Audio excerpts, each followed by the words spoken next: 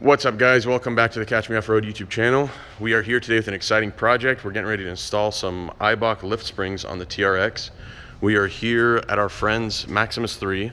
They let us use their shop very generously. They do all sorts of awesome Jeep builds in the Michigan area, but they have websites obviously where they ship parts everywhere. And they have tons of really cool products for mainly Jeeps, Broncos, other vehicles as well. They're getting into the TRX game too. They're actually going to be using my truck for some measurements on things.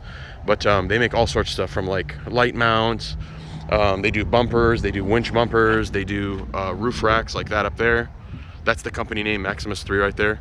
I really appreciate them letting me use the shop here. They have a lift, a really nice shop. Joe and Brendan here letting me use their utilities. But yeah, check them out if you have a Jeep or if you're into Jeeps and Broncos and things like that. Yeah, this is one of their new Broncos that they just got. They're working on doing roof racks and bumper bull bars, things like that for lights. So they should have a bunch of Bronco products coming out very soon. Some of these are for sale. I think this Jeep is for sale actually. This one's actually going to a dealership in Indiana. Joe just told us a lot of dealerships will purchase vehicles, send them to their shop here to get upfitted with all of their off-road accessories, lift kits, things like that. And then they ship it out to the dealership and it goes on the lot for sale. So this happens all the time. They have tons of them coming in and going, and you'll see the Maximus 3 badges on them. Detroit, Michigan, really cool. So huge shout out to Maximus 3. Thank you guys for letting me use the shop. But anyway, here is our project for the day. We're going to be working on rear and front coil springs. As you know, the TRX has a coil spring setup, front and rear. And Eibach lift springs just came out about 2 weeks ago. I received these, maybe 3 weeks. And it's one of the first kits that allows you to lift the full truck. It's not just a leveling kit where you just add front springs. It's the full 4. And they also sell the leveling springs are a slightly smaller lift. I want to say they're around maybe 1.5 inches. I'll have to put the numbers up on the screen, but it's a smaller lift in the front versus so those are the leveling springs. And then the lift springs, which is what I have, lifted up maybe 2.25, something like that. I'll put the number up on the screen for the front and for the rear. So 4 springs here. The rears hopefully should be pretty easy. Just kind of get the truck in the air, compress the spring, pull it out, and swap the new ones in. The fronts, we're going to have to take apart some stuff. We'll have to take the wheels off, obviously, drop the knuckle by taking out the upper ball joint, tie rod end, things like that, stabilizer bar, and then pull the shock out and swap springs out on that. So stay tuned. I got my buddy Jared here helping me, Michigan Raptor on Instagram. Thank you to him for helping out, and let's get the show on the road. All right, we have the wheel off, and Jared right now is pulling out the sway bar bolts. He's gonna pull out these 2 right here, and then he's gonna do the same on the other side, and we're just gonna let the whole sway bar kind of sit on the skid plate right here. It's easier than fighting with these end links right here. All right, we're now pulling off the wiring harness off the top studs or whatever to hold the shock on. It's clipped on in a couple places. It's kind of a pain to get to. You can see Jared's doing a good job popping it off though, and they just need to be pried off. There you go. And those are 16mm nuts on top that we're going to loosen. We've already removed or popped out the ball joint right here, which is a 21mm. We've popped out this guy right here, the tie rod end, which is also a 21mm. It's awesome. All the nuts on this whole thing are 21mm. They made them all the same size, so it's super convenient to pop everything off. And then we also loosened the big boy down here, which is a 30mm. That's a really big bolt. We just loosened it. We're going to leave it in there. We're going to try to swing the shock downwards, the strut and shock downwards. Angle it outwards where we can swap the spring while the bottom bolt is still in and leave the whole shock in the truck, so I don't have to worry about unhooking this just because we're lazy. But yeah, that's where we're at right now. All right, guys, so once we flop the shock downwards, we were able to get we just used an impact on the nut right here, which you're really not supposed to do, but we did that and kind of got some pliers in here with a rag to hold the shaft in place, because you don't want the shaft spinning because it can unthread from the bottom on some of these applications. I'm not sure if this is one that'll do that, but we played it safe. Took the nut off after compressing the spring just a little bit. It didn't have to be compressed more than maybe 1/2 inch or 1 inch or so. Spring came off. This is a comparison. The black one is the OEM spring and the silver one is the Eibach. You can see it's a little taller. The coil thickness, you can't really tell a difference, but I'm guessing it's a little bit higher coil thickness as well to give it the higher spring rate. and we moved over these black rubber protectors from the OEM. They were glued on to the OEM spring. We removed them, just kind of clipped them onto the Eibach one just to give it the little extra protection there at the top and the bottom of the spring. And we're gonna go ahead and put this spring back in now and put it all back together, and this side will be done. Okay guys, this side is all buttoned up with the new Eibach spring in there. We tried to make sure that the bottom was seated. We do have a little bit of gap in here now. We might be able to rotate the spring just a hair, but otherwise everything's snugged up.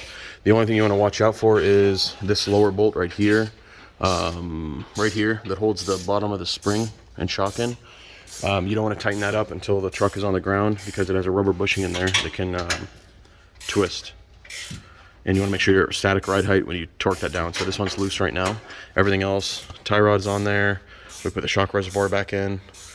We got everything else buttoned up, tightened, the top 3 nuts right here. So this side is done. We're almost done with the other side now. Jared's just finishing up on the top 3 nuts right there. And then we'll go ahead and get the rest buttoned up down here. And we should be able to move on to the rear. All right guys, so the front, both sides are wrapped up. We did end up snugging, we lowered the truck to the ground and then hit these big bolts right here with the impact to snug them up while it was at ride height. And then we lifted it back up now because we're doing the rears. And everything is all set in here. Silver springs now instead of black, which I think they don't look as good as the stock ones, but whatever, it is what it is.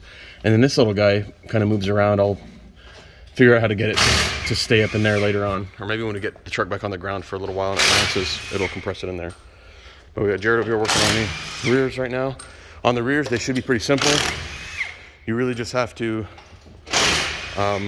once the tire's out, you can put a spring compressor on here and compress the spring just enough to pull it out. Compress the new springs, put them in, and that's it. Because there's really nothing holding them in. If you notice, there's no bolts or anything.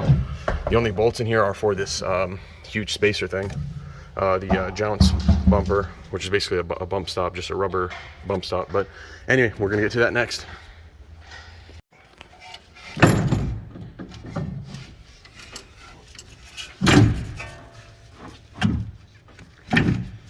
little more? Yeah, maybe a hair more.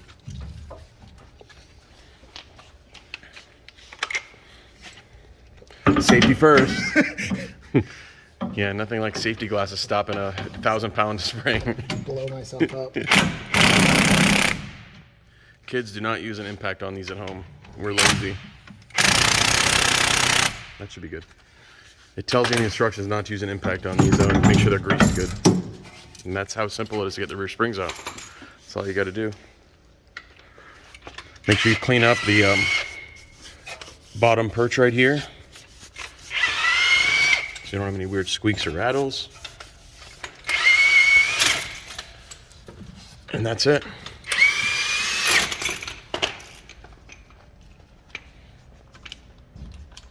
And here's what the Eibach springs look like for comparison. Put it right next to it. You can see it's a little bit longer. And the Eibach springs come with the rubber pieces on here already. And the rear springs on Eibach are the same right and left, whereas the fronts have driver and passenger specific springs. So keep that in mind. The rears, you can just slap either one on either side. Let's get on with it. And the last spring is in place. And you can see it's seated very nicely. Top and bottom. Scuffed up very nicely. Good job, Jared. That was me, actually. And we're ready to put the tires back on, and then obviously an alignment is needed as well in the front because we changed the geometry up front. So we'll get on the ground and show you guys what it looks like. And of course I brought a tape measure and completely forgot to do measurements before and after, but you saw what it looked like before when it was parked here on the lift, and we'll do an after video too. All right guys, truck is all wrapped up. We're about to hit the road. Right now it hasn't quite settled yet. You can see it's super high. We'll be driving on the road here in a minute, heading home, and I'm actually not going to program anything yet. I'm going to take it to the dealer to do that later. But for now, everything is torqued down, and we'll give it a spin and see how it is. Jared forgot to take measurements before and after, so we don't have... No, that was me. So we don't have any measurements, sorry, but you can kind of see what it looks like. once I drive it home, I'll take some more pictures after it's settled a bit. Stay tuned. That's the bad one. And that is a lineup right there. All right, guys, time for some driving impressions. And the truck feels really similar in terms of like the spring rate. The front might feel a little stiffer. I'm not sure if it's just you know, me knowing that what is it, placebo effect, me knowing that they're different springs. It does ride very similar to factory. One thing that obviously comes with a higher truck is the kind of top heavy feeling, where changing lanes and stuff, it does feel a little bit more top heavy, not a lot. It's about the same as my last truck when I did the perch collars up front and spring spacers in the back. So that's one thing to keep in mind, or one thing I noticed. I also have some squeaks that I hear, but I can't tell if they're from, I have a bunch of tools in the bed and I was slamming on the brakes to try to get the springs to settle, and they might have fallen out everywhere. So I'm actually gonna, once I get home, I'm gonna take out all the tools and empty the whole truck out, and then drive it around and see if the sounds go away. But otherwise, can't complain. Very easy install. It took us right around 3 hours for Jared and I to finish it. Again, huge thank you to Jared for helping me with that, and thanks to Joe and the crew at Maximus 3 for letting me use their shop. I'll take some videos here real quick outside of the truck in a second once I get home, and just to show you how much they've settled just over the drive, and then I'll give some impressions at another time too, in another video.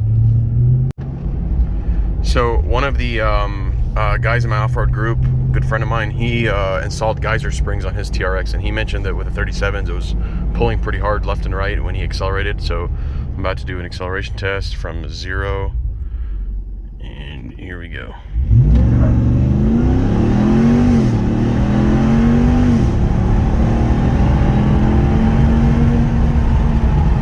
Pretty straight to me.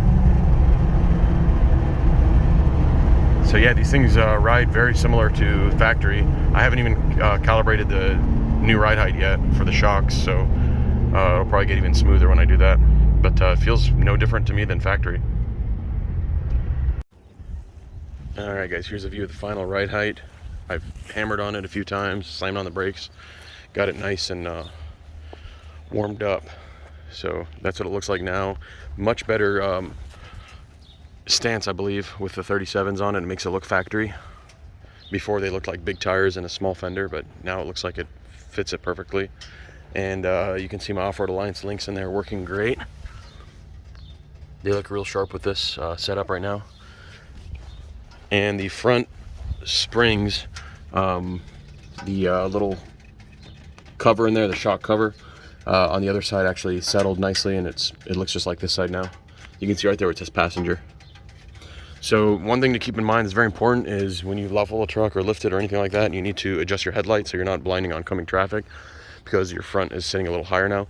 So I will go ahead and do that tonight. When it's dark out, I'll aim it against my garage door and try to set the correct ride height for the lights.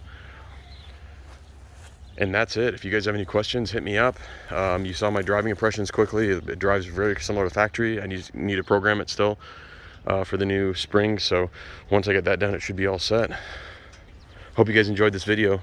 It was a fun one to do. A very quick install that made a huge difference in look. So catch you guys on the next one.